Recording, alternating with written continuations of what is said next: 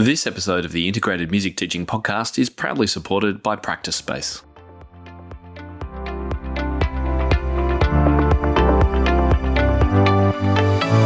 You're listening to the Integrated Music Teaching Podcast from Top Music. Tune in weekly as we interview music teachers and experts from around the world to explore creative activities and ideas that build learning connections in students. Our integrated music teaching approach will deepen your students' understanding of musical concepts, engage them in critical thinking, improve their reading and performance, foster their curiosity, and prepare them for a lifetime of music making. Tim Topham here, and welcome back to the Integrated Music Teaching Podcast from topmusic.co. I'm just back in the country after a whirlwind trip over to the National Conference on Keyboard Pedagogy, which was held in Chicago. It's held every 2 years.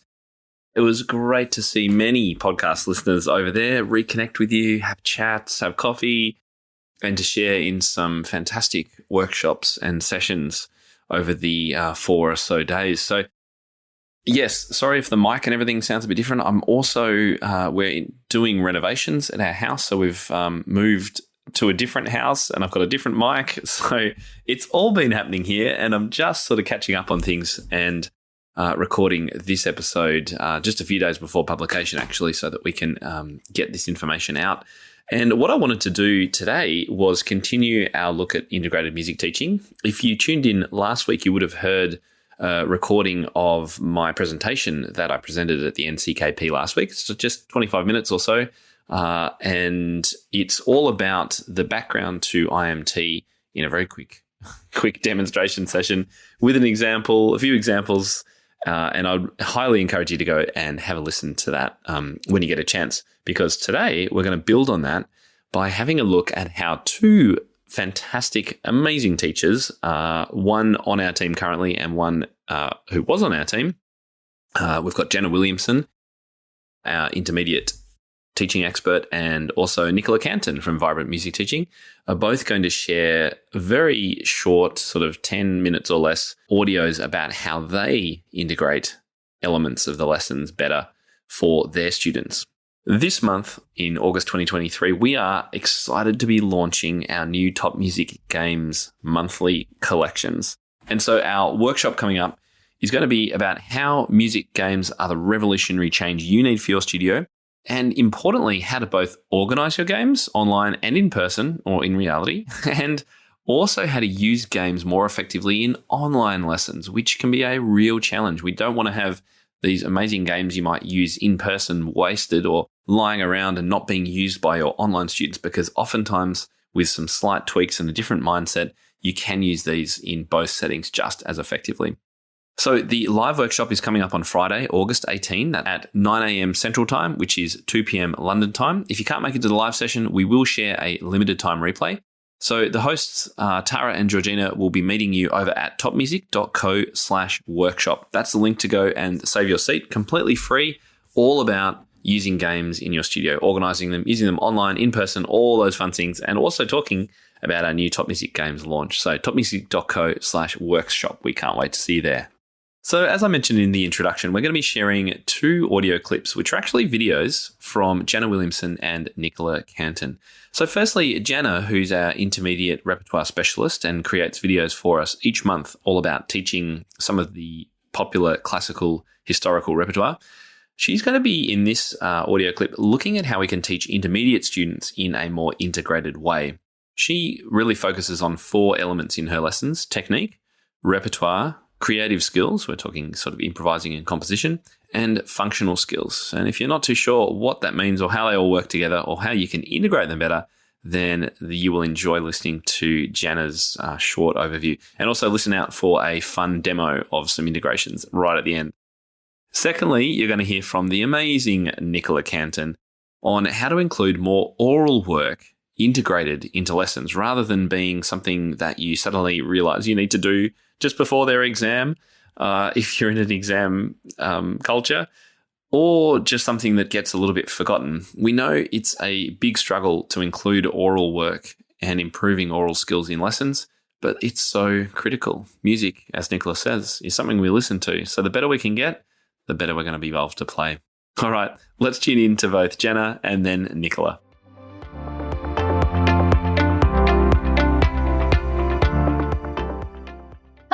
teachers. If we haven't met before, my name is Janna Williamson, and welcome to my home piano studio in the suburbs of Chicago. I have the privilege of making videos every month for the Top Music membership in a series called Piece by Piece, where I take a different piece of intermediate repertoire and talk about the best ways that we can teach our students how to play it beautifully, how to play it expressively, and how to navigate all the technical demands within it. So pieces like Chopin waltzes or Bach conventions or Mozart minuets, those are the kinds of things that I get to nerd out on every month. I am super excited about the idea of integrated music teaching.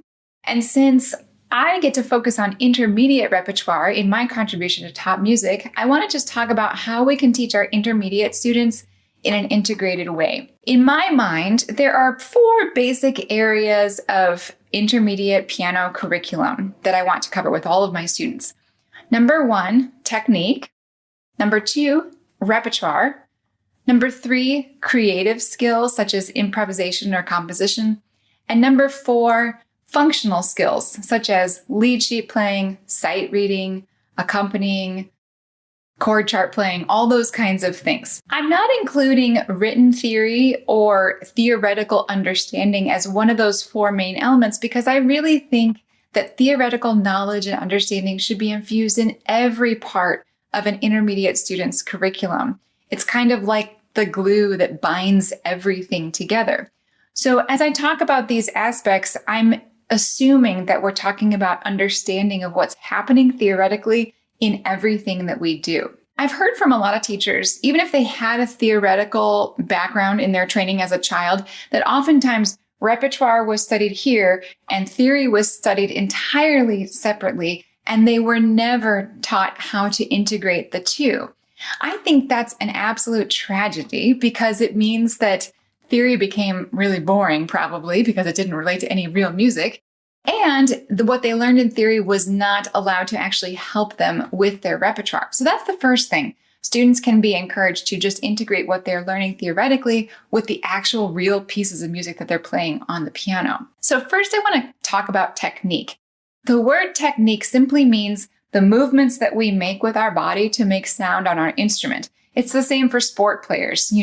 The movements that they make with their bodies allow them to kick a ball or swing a baseball bat or slam the volleyball down over the net. So when we're at the piano, technique refers to our sitting posture, our arm alignment, our hand position, everything that we do with our bodies. However, we oftentimes also talk about technique in regards to technical exercises such as scales, chords, arpeggios. In my opinion, intermediate students should be practicing these exercises every day, and they should be cycling through different keys maybe on a weekly basis so that they, in the course of a year, practice many, many different keys. In my studio, students never graduate from their scales. They just might play them faster at a certain point. So the reason why I think this is important and why it ends up integrating with everything else is that by just practicing different scales and arpeggios and chords in various keys, students automatically start to internalize key signatures and what the basic chord structures are within those keys. They can also then find these patterns really easily within their repertoire, which makes the learning of their repertoire pieces much more efficient. And any functional skills study, such as lead sheet playing, is obviously massively improved by knowing your scales and your chords and your chord inversions. Jazz musicians certainly practice their scales all the time so that they can use them in their work, and we should not be any different. So what about the integration of repertoire with the rest of these areas? This is one thing that I see teachers struggling to know how to do. But students learn best when they make connections across disciplines and across different activities. So how can we do this? Well, students will learn best when they apply any theoretical knowledge, however basic that it is, to what they are learning. As I already said, it will help them learn faster if they can see those chord patterns or scale patterns. Students will also learn best when they can connect what they're doing in their repertoire piece to their creative activities or their functional skills. So an example of this might be whatever chord progression is in their sonatina, they can use that same chord progression in a composition that they're writing, or they can talk about those same chords in a lead sheet that they're learning how to play.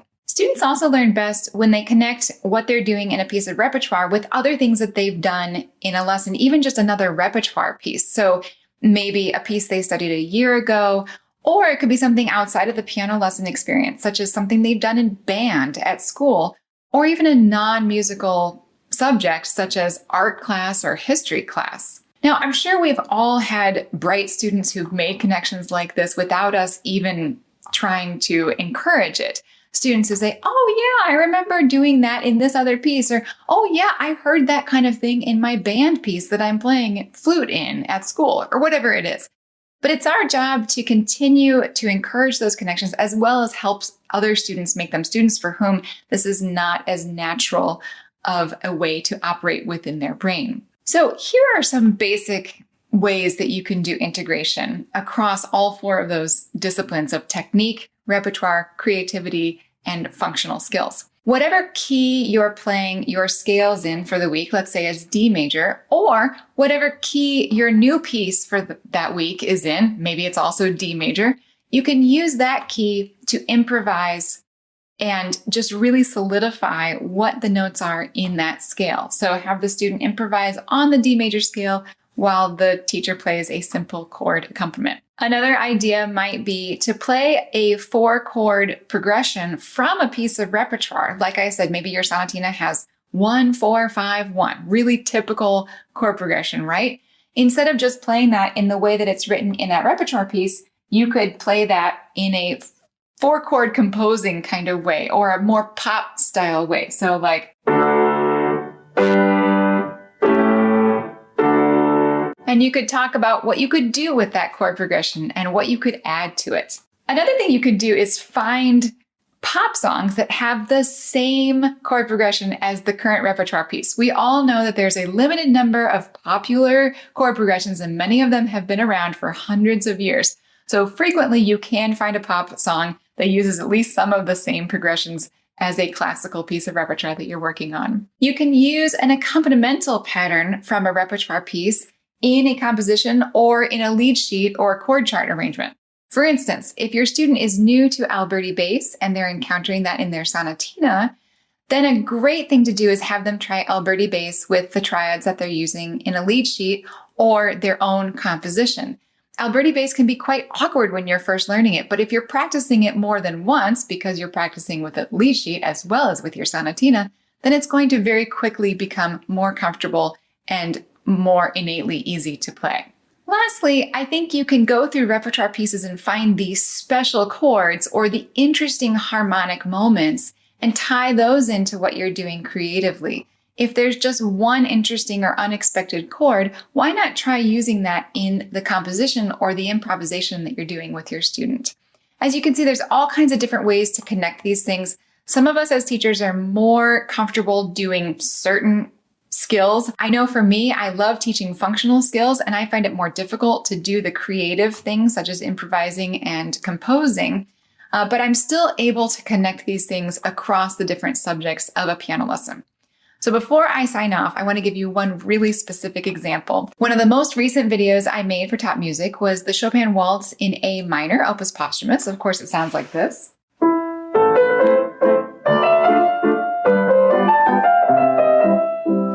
And that piece is based on the same chord progression over and over again.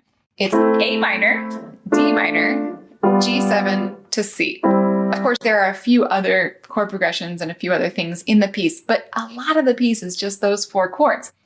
So you can have a great conversation with your student about finding that progression, finding those A minor chords. You can talk about inversions, because sometimes the A minor is in root position and sometimes it's in second inversion.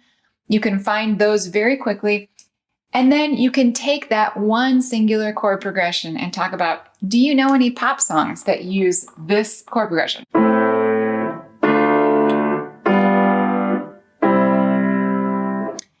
The other main thing about this particular piece is that it uses this jump waltz bass. Instead of just doing little oompas that your student might encounter when they're an elementary level student or an early intermediate student, we have the low note of the chord displaced by at least an octave.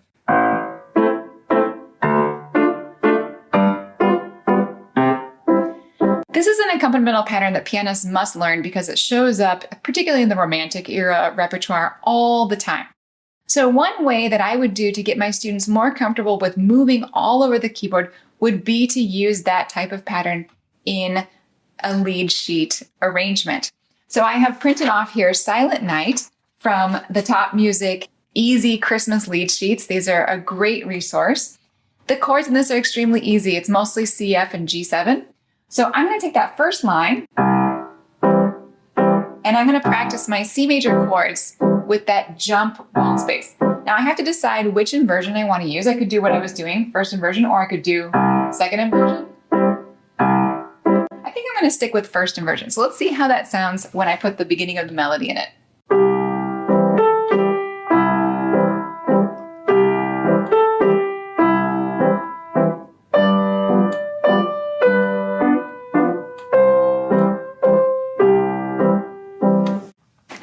Pretty good. It's different than you might think of Silent Night, but a student could easily put his or her own creative stamp on that while also having practice at doing a jump waltz bass, which of course will help them as they play their Chopin waltz. I hope this has given you a few ideas on integrating intermediate piano students' lessons. I wish you all the best in your teaching, and I hope to see you soon within Top Music.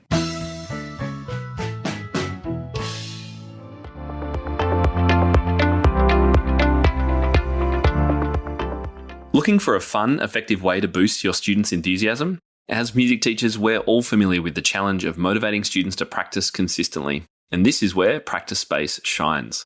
Practice Space's interactive features create a social side to your studio that truly engages your students.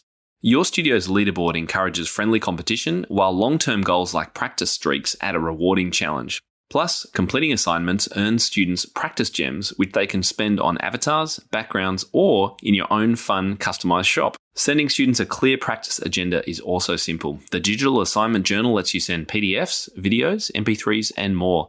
Say goodbye to sifting through Google Drive, emails, and texts for worksheets or music. The Practice Space Media Library ensures easy organisation. Plus, with their new feed feature, students can send you their practice videos throughout the week. Teachers can easily provide real-time feedback from quick emoji reactions through to more thorough comments. Get a 30-day free trial and a 50% discount for the first 3 months exclusively to the IMT podcast using the code TOP50, TOP50. Visit practicespaceapp.com today.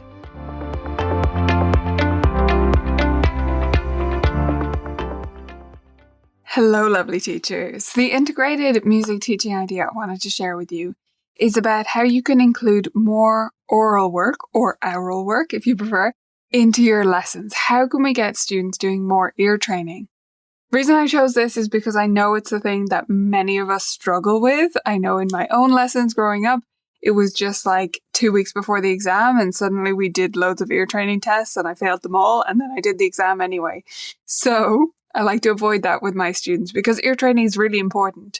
It sounds like an incredibly obvious thing to say, but music is something that we listen to. So if we're not training our students' ears, we're missing out on a huge amount. But I know it's hard to fit it in. So here's one way that I do it. One of the things I try to do in my teaching is actually to make sure I don't get into a rut with how I introduce new pieces. Because I think a lot of us come up with 1 or 2 default ways that we introduce a new piece, and we just do those without thinking. But if we mix it up, we can get a lot more benefit out of the pieces we're already doing with our students without adding extra stuff in. So one of the things we do first with pieces is sing them, to activate our ears, to think about how they might sound before we've read them for the first time. So you can do this with like regular pieces, with sight reading exercises, anything your students are doing. And I simply have my students go through them and say the solfa as the first step. So I'll use this. This is one of my books, Reading Railroad. It's level 3. If you remember, you'll know it. We'll use this top example here, okay, as something nice and simple. So the first thing I would have my students do is go through and just say the actual solfa names without singing. So just say do, re, mi, do, like that. Literally saying them. We do that together and figure them out. That's removing the step of just being uncertain of the right syllable to say and therefore not singing it with as much confidence or on time. So we go through and say them. Then we go through and sing them. And if possible, I'll get to your nervous singers in a second, but if possible, I would have your student do this on their own. So I would get them to guess how it might sound. And I tend to use the word guess because I want to get across that they don't have to get it right. It's fine. You just sort of roughly guess what you think the notes are going to be and sing it in solfa. If you're not using solfa, that's fine. Just have them say do, to do, to do, or whatever you like, or make up your own words. But I like solfa. It's a really useful tool for all the ear training we do in my studio. So that's how my students would do it. So they go through and guess how it's going to sound. And then they sight read it, like actually playing on the piano, and still sing in solfa. So it's correcting itself. They're finding out how it really does sound and singing along with it. And there's no moment where you say, actually, you have to come back to the same note when it's do again. Not that you would ever say it like that, but there's no moment where it could come across that way to your student. They're just singing along with their own playing and they'll figure out where they went wrong. And you'll find over time they get a lot better at this. So as they go through and even say the solfa names, they're thinking about the intervals and the relationship to the scale. It gives them a lot of information before they start a piece for the first time. So if you've never tried starting a piece this way, definitely give it a go. Whether it's solfa or whether you just use numbers maybe to correspond to the scale or just your own made up syllables, whatever you like to use, give it a go. Try starting with singing first. Now, I said I would come back to your nervous singers, so let's deal with that. What do you do if your student will not sing? Well, first of all, if you are using solfa, that first step is still really valuable because they can say it and still gain some information. They're still sight reading it. They're still learning something about the interval relationships that does mean something. Then when they're singing it, guessing how it sounds, if they sort of don't really sing, that's okay. I would just let them at it. You know, if they kind of sing, if they kind of go in random directions, that's fine. If they flat out refuse to do it, I would never insist that they do. I would try to encourage, say, oh, go on, give it a go. Offer to do it with them. And if it's still a no, it's a no. I wouldn't insist that they do it. However, I would make a mental note. This student needs to become more confident with singing if I can help them do that in any way. It's going to be harder the older they are in general. But one thing that I like to do to help them with that is do a lot more sort of sight singing and singing exercises where there's me and them and another student, if you can have multiple students together, if that's something you do, and a backing track. So I have this series called Solfa Railroad. You can do anything where you have a backing track where there's a lot of support, or you can play yourself on the piano. And when you have all of that going on, a lot of students who are otherwise reluctant to sing will join in a little bit, even if it's whispering. And over time, and I've seen this happen over a year or 2 years or 3 years, they will start to open up and sing a little bit louder. And really, that's all I want. I don't want students to necessarily project out. I don't mind if they really sing it out and, you know, as an actual singer would. I just want them to use it for ear training purposes. So getting them to sing along a little bit is enough for me. Again, when it gets to that third step where they're singing along with their own playing, if they start speaking it again, I wouldn't call anyone out on it. I would just continue doing this as an exercise and intersperse it with other ways of starting new pieces, and you might be surprised how far your student will come. Okay, I hope you'll give that a go. I kept it super simple, so you've no excuse not to give it a try. I hope you have fun with it, and if you have any questions, just shout. Hi everyone, I wanted to take a moment to let you know about an amazing community of music teachers ready to welcome you over at Top Music Pro. Top Music Pro is the global hub for music teachers looking to connect, learn, grow, and be challenged in both their teaching and studio businesses. Community members save time by accessing hundreds of step-by-step lesson plans, creative teaching frameworks, business guides, online courses, and workshops. We offer training in topics as diverse as music technique, lead sheets, website building, intermediate repertoire, group teaching, and special needs teaching. We also save you money through our extensive discounts, including those with Music Notes, Sheet Music Plus, Music Room, Office Depot, Tonebase, and many more. And if you like sheet music, all our members get a free book of studio licensed, beautifully engraved sheet music each and every month. As a valued podcast listener, you can check out the Top Music Pro community free for 14 days by heading to topmusicpro.com, clicking Join Now on our studio tier, and using the special coupon code IMTPOD23. That's all one word. So that's IMTPOD23. We can't wait to welcome you inside.